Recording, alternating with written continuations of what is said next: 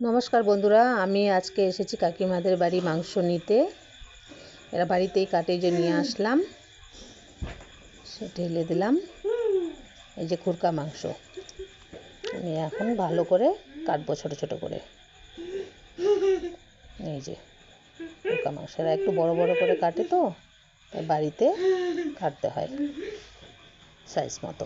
এই যে কেটে নিলাম, পরিষ্কারও করে নিলাম একটু। হয়ে গেল আমার কাটা। আমি এখন এটাকে ভালো করে ধুয়ে নেব, এক ধোয়াই দিব, বেশি তো ধুতে হয় না। ঝুড়ির মধ্যে রাখলাম যেন জলটা ভালো করে ঝরে যায়। পেঁয়াজ কেটে নিলাম, রসুন ছুলব, রসুনটা ভালো করে ছুলে নিচ্ছি।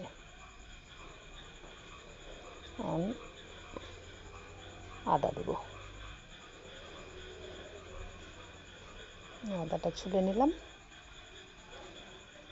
কেটে নিলাম। এখন আলু দেব, দুটো আলু দেব বাচ্চাদের জন্য।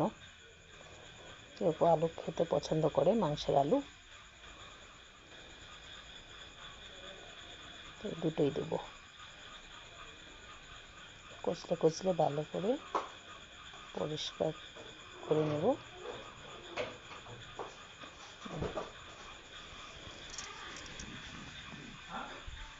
হয়ে গেল ধোয়া, এই যে হয়ে গেল ধোয়া। পেঁয়াজটা কেটে নেব সামান্য একটু বড় বড় করে, 4টা পেঁয়াজ দিলেই হয়ে যাবে, ছোট সাইজের।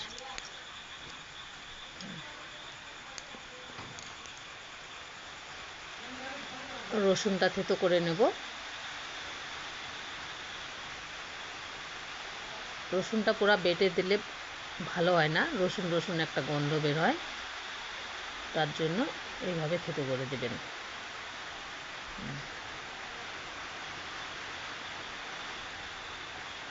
আদাটা ভালো করে বেটে নেব, আদাটা বেটে দিতেই হয়।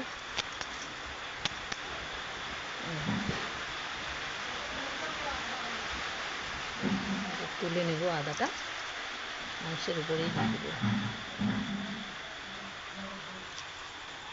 হয়ে গেল পেঁয়াজ রসুন কাটা, এখানে ঢেলে দিলাম।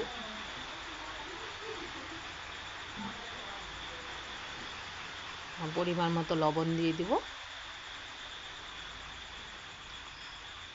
পরিমাণ মতো হলুদ গুঁড়া, জিরে গুঁড়ো সানলাইটের,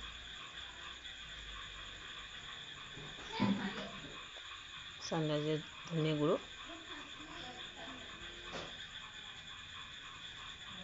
লঙ্কা গুঁড়ো,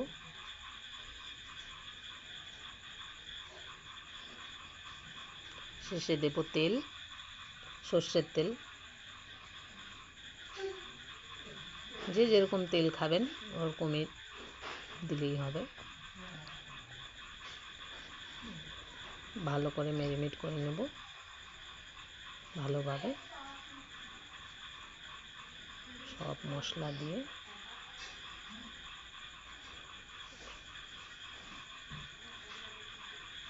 হয়ে গেল ম্যারিনেট করা। এখন আমি এটাকে ঢেকে দেব।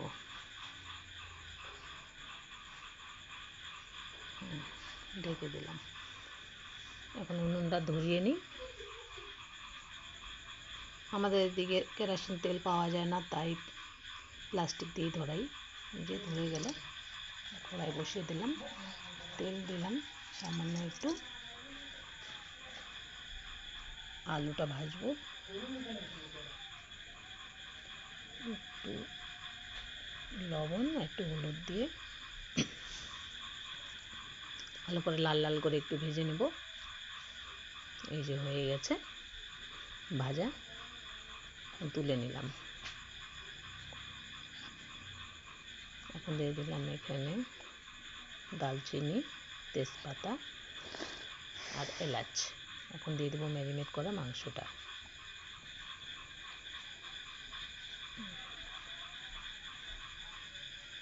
এই তো নেড়ে চেড়ে মাংসের বাটির জলটা ঢেলে দিলাম, ঢেকে দিলাম সিদ্ধ হওয়ার জল দিয়ে। এই যে কি সুন্দর রং এসেছে।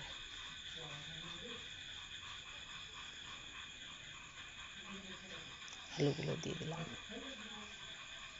এখন কষে নেব ভালো করে আলু দিয়ে। এই যে পাকা লঙ্কা কটা দিয়ে দিলাম, যারা বেশি ঝাল খেতে পছন্দ করে তারা খাবে লঙ্কাগুলো। এখন দিয়ে দিলাম ঝোলের জল।